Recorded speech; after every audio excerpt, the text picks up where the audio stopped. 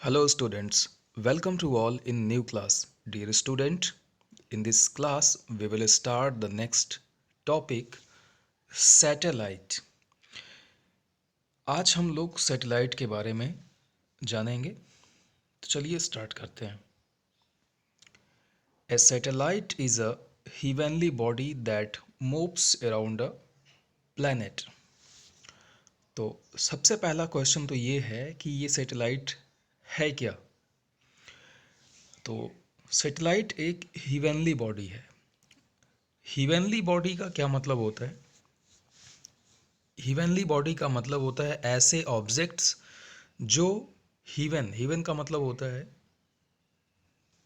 स्वर्ग, बट यहाँ पे स्वर्ग से तात्पर्य नहीं है, यहाँ से स्पेस से तात्पर्य है, अंतरिक्ष से तात्पर्य है, ठीक है। या आकाश में जो चीज़ें होती हैं उसको आप हीवन बॉडी बोल सकते हो। तो सैटेलाइट क्या है? वो स्पेस में होता है। और दूसरा चीज़ ये क्या करता है, ये मूव्स अराउंड अ प्लैनेट, ये किसी प्लैनेट के चारों तरफ मूव करता है। ये पॉइंट आपको ध्यान देना है, प्लैनेट के चारों तरफ। किसके चारों तरफ मूव करता है? प्लैनेट के चारों तरफ। और दूसरी चीज़, अगर ये प्लैनेट के चारों तरफ मूव नहीं कर रहा है तो इसका मतलब कि वो सैटेलाइट उसको हम नहीं कहेंगे। सैटेलाइट उसी ऑब्जेक्ट को कहेंगे जो किसी प्लैनेट के चारों तरफ मूव करेगा। ये पॉइंट आपको ध्यान में रखना है। Moon is the natural satellite of the earth. हमारे अर्थ का एक नेचुरल सैटेलाइट है जिसका नाम है मून, ठीक है। अब दिमाग में क्वेश्चन आ रहा होगा कि अभी आपने सैटेलाइट बताया और ये नेचुरल सैटेलाइट क्यों आ गया? तो देखो, सैटेलाइट्स दो तरह के होते हैं, एक आपका होता है नेचुरल और एक होता है आर्टिफिशियल। आर्टिफिशियल को आप मैन मेड भी बोल सकते हो, ठीक है। जो नेचुरल होता है तो वो गॉड गिफ्टेड होता है, गॉड गिवन होता है, नेचर के द्वारा हमें मिलता है। और एक होता है जो हम बनाते हैं, जिसको हम आर्टिफिशियल बोलते हैं, ठीक है। Man has also made artificial satellites, ठीक है, क्लियर है, that revolve around the earth in space. लेकिन दोनों सैटेलाइट, मैन मेड और नेचुरल, दोनों का काम एक ही होता है और वो होता है प्लैनेट के चारों तरफ घूमना, ठीक है। Artificial satellites are man made, ठीक है। अभी हमने बताया आपको आर्टिफिशियल सैटेलाइट्स को मैन बनाता है। Objects sent into space to orbit a planet, ये स्पेस में जाते हैं और प्लैनेट के चारों तरफ घूमते हैं। अब एक क्वेश्चन और आता है कि प्लैनेट कितने होते हैं? तो प्लैनेट होते हैं 8, ठीक है। और 8 जो प्लैनेट होते हैं उनका काम क्या होता है? उनका काम होता है सन के चारों तरफ घूमना, ठीक। ये सन है, इस सन के चारों तरफ जो घूमता है, जो मूव करता है, उसको हम प्लैनेट बोलते हैं, ठीक। और प्लैनेट के चारों तरफ जो मूव करेगा उसको हम क्या बोलेंगे? सैटेलाइट बोलेंगे। ध्यान देना, यहाँ पे प्लैनेट और सैटेलाइट में कंफ्यूजन हो जाता है। सन के चारों तरफ जो घूमेगा, सन के चारों तरफ जो मूव करेगा वो प्लैनेट होगा, ठीक। और प्लैनेट के चारों तरफ जो मूव करेगा वो सैटेलाइट होगा, ठीक है, क्लियर है, okay. The spacecraft is launched in the space with the help of rockets। अब दूसरा क्वेश्चन ये आता है कि सर ठीक है, प्लैनेट के चारों तरफ जो मूव करता है वो सैटेलाइट तो है, ठीक है, उसको मैन भी बनाया, कुछ नेचुरल भी होते हैं, लेकिन जो मैन बनाते हैं वो जाते कैसे हैं, स्पेस में पहुंचते कैसे हैं? एक बड़ा क्वेश्चन है। तो उनको पहुंचाने का जो काम है वो करता है रॉकेट्स। कौन करता है? Rockets. Rockets are the vehicles which are powerful enough to carry spacecraft away from the surface of the earth. ये रॉकेट्स क्या करते हैं? एक तरह का व्हीकल्स का काम करते हैं। जैसे आपको अपने घर से स्कूल जाना हो तो आपको बस या ऑटो से जाओगे, बस से आप जो है स्कूल तक जाओगे। अब ऐसे ही सैटेलाइट्स को अर्थ से स्पेस में जाना है तो उसको ले जाने का काम करता है रॉकेट्स। ठीक है, तो रॉकेट्स जो है एक तरह के व्हीकल्स होते हैं जो जो है कई तरह के कामों में यूज किए जाते हैं, सैटेलाइट्स को भी पहुंचाने के और उसके बाद भी और बहुत सारे काम में लिए जाते हैं। ठीक है,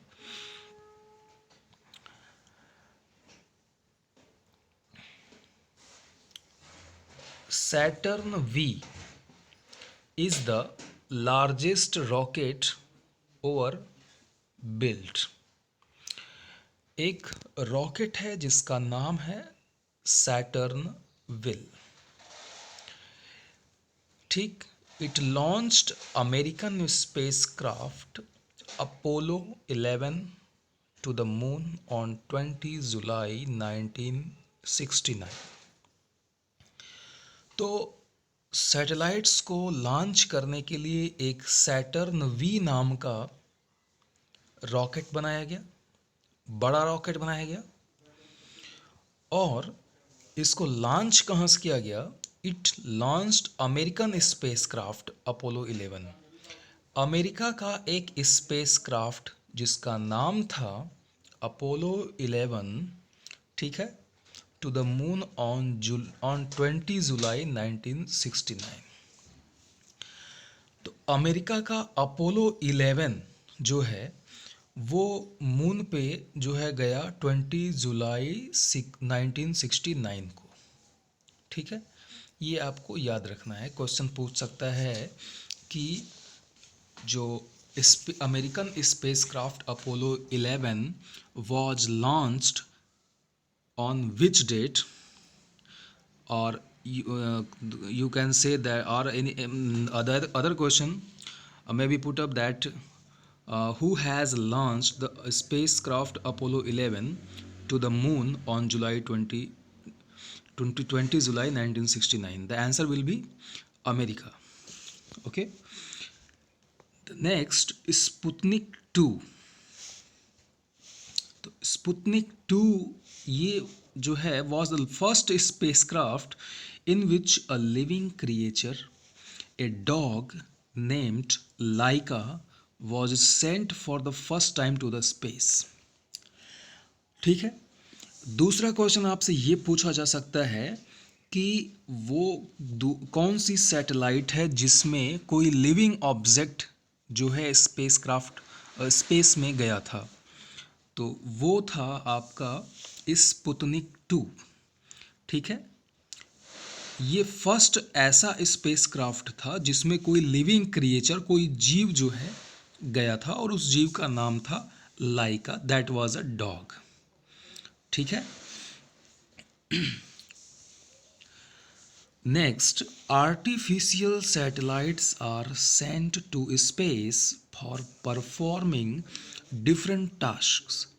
दूसरा क्वेश्चन ये आता है कि ठीक है सर, आपने अभी बताया हमें सैटेलाइट्स के बारे में, प्लैनेट्स के बारे में, और कौन कौन से सैटेलाइट्स फर्स्ट टाइम जो है भेजे गए उनके बारे में, और कैसे भेजे जाते हैं रॉकेट से, ये भी बताया आपने। लेकिन क्वेश्चन ये है कि हम आखिर इतनी मेहनत करते क्यों हैं, क्यों इन चीज़ों को हम स्पेस में भेजते हैं। ठीक है, तो फॉर एग्ज़ाम्पल तो इनका जो है ना बहुत सारे जो है वर्क परफॉर्म करने के लिए इनको सेंड किया जाता है। जैसे military satellites can spy, guide missiles and even used as weapons. जो मिलिट्री सैटेलाइट्स होती हैं उनको भेजा जाता है गाइड के तौर पर, जो कि मिसाइल्स को गाइड करती हैं। ठीक है, और इसके अलावा इवन यूज्ड एज वेपन्स, और वो वेपन्स मतलब होता है हथियार, मतलब उनका हम हथियार के रूप में भी यूज़ करते हैं।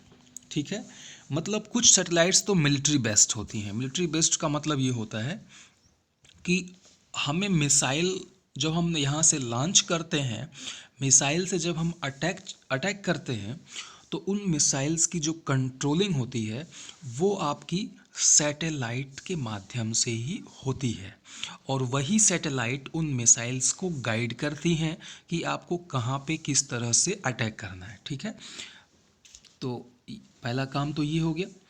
दूसरा जो है कम्युनिकेशन सैटेलाइट्स रिले टेलीविज़न। दूसरा जो सैटेलाइट होती हैं वो कम्युनिकेशन बेस्ड होती हैं। अब कम्युनिकेशन एक वर्ड है जो जिसका जो है बहुत ज़्यादा यूज़ होता है, और ये बहुत ही कॉमन वर्ड है, इसलिए इसका भी मीनिंग आपको पता होना चाहिए। कम्युनिकेशन क्या होता है?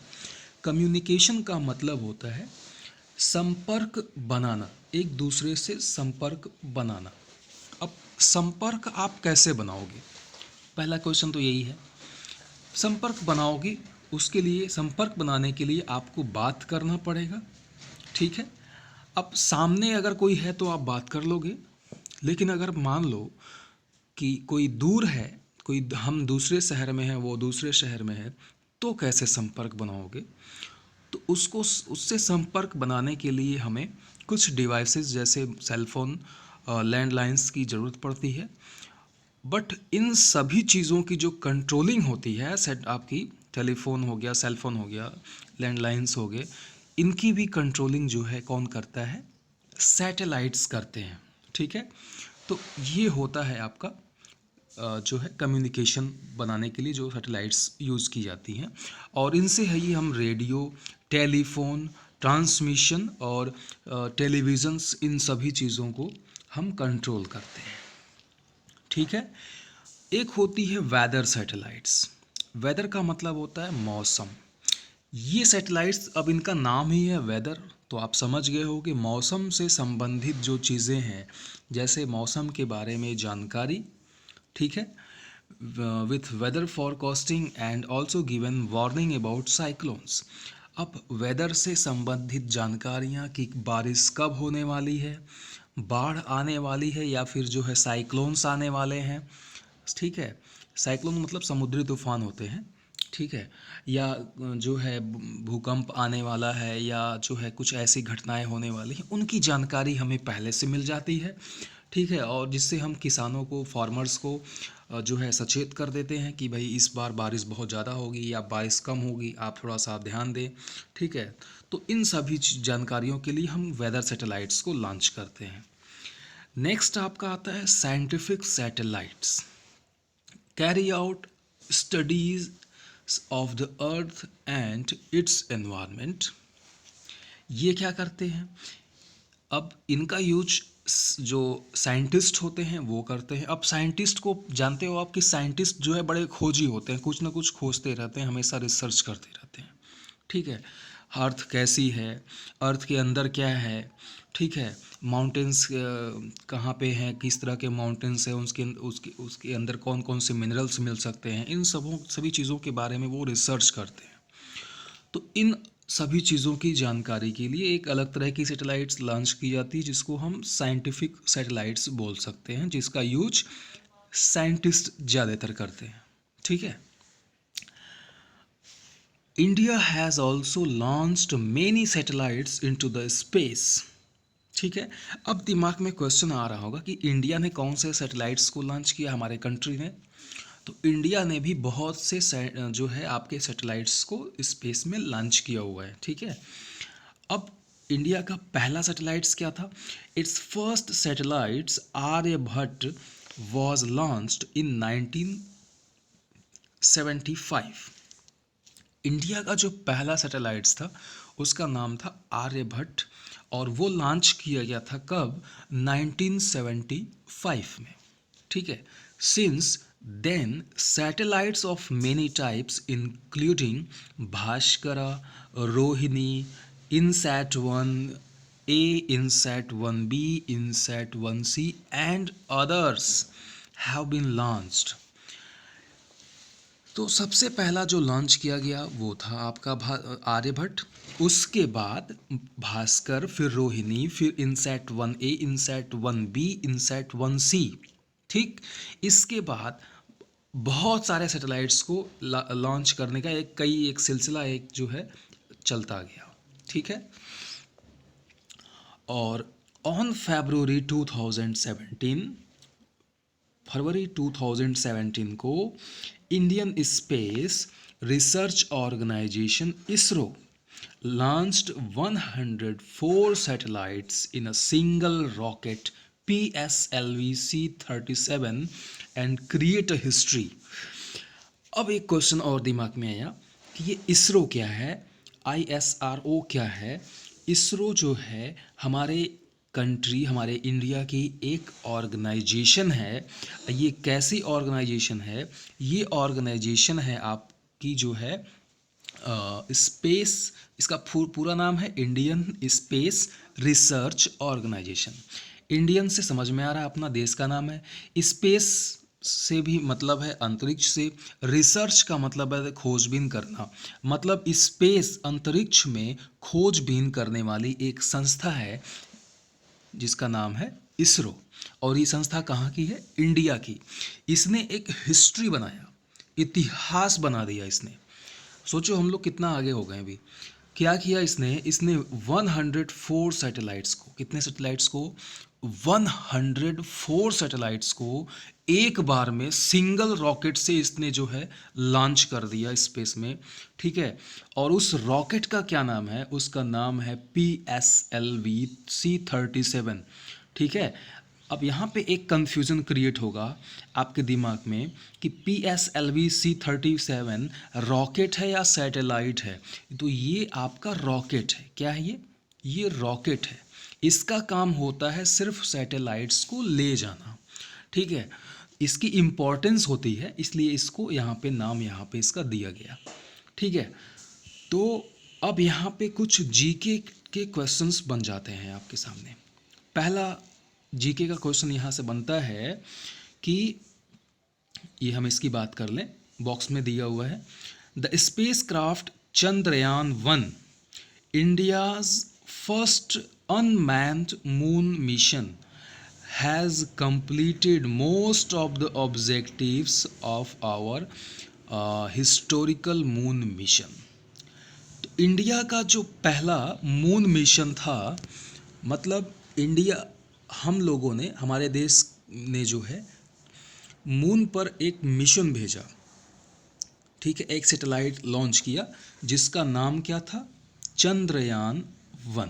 ये इंडिया का पहला अनमैन्ड का मतलब होता है जिसमें कोई आदमी न हो, इस तरह का मिशन लॉन्च किया गया। ठीक है, जो कि अपने आप में एक हिस्टोरिकल है। दूसरा चीज़, recently India has launched its second lunar exploration Chandrayaan-2।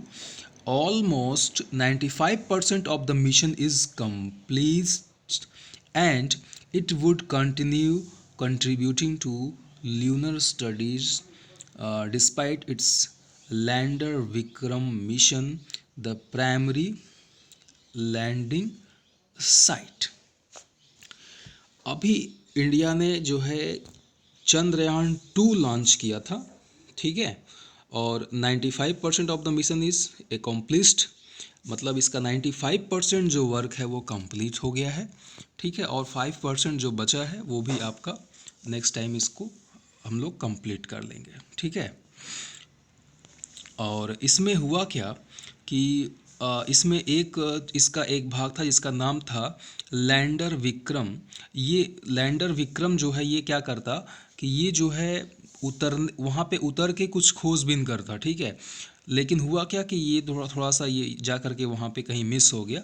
But बाकी जो 90% जो हमने वर्क अपना बनाया था टारगेट, वो पूरा हो गया। 100% का 95% टारगेट हो गया, पूरा हो गया। ये बस लैंडर जाके मिस हो गया, नहीं तो हमारा 100% वर्क कंप्लीट हो गया होता। ठीक है, तो ये अपने इंडिया के कुछ अचीवमेंट्स हैं। और यहाँ पे कुछ जीके क्वेश्चन भी आपका बन जाता है। जैसे पहला जीके क्वेश्चन तो यही बनता है कि Saturn V is the largest rocket ever built. सबसे पहला आपका जो है सैटेलाइट कौन सा था, तो सैटर्न वी रॉकेट सबसे पहला सैटर्न वी बन जाता है। दूसरा था कि आपने जो है अपोलो 11 को कब लॉन्च किया गया, या तो ये क्वेश्चन बन जाएगा आपका। ठीक है, दूसरा क्वेश्चन बन जाएगा कि कौन सा सैटेलाइट था जिसमें लिविंग क्रिएचर जो को भेजा गया था, तो वो आपका स्पुतनिक 2 बन जाएगा। ठीक है, और इसी तरह से इंडिया के बारे में भी आपके कुछ क्वेश्चंस बन जाते हैं। ठीक है, तो आई होप ये टॉपिक आपको समझ में आया होगा और पसंद आया होगा। सो मिलते हैं नेक्स्ट क्लास में। Thank you and have a great day.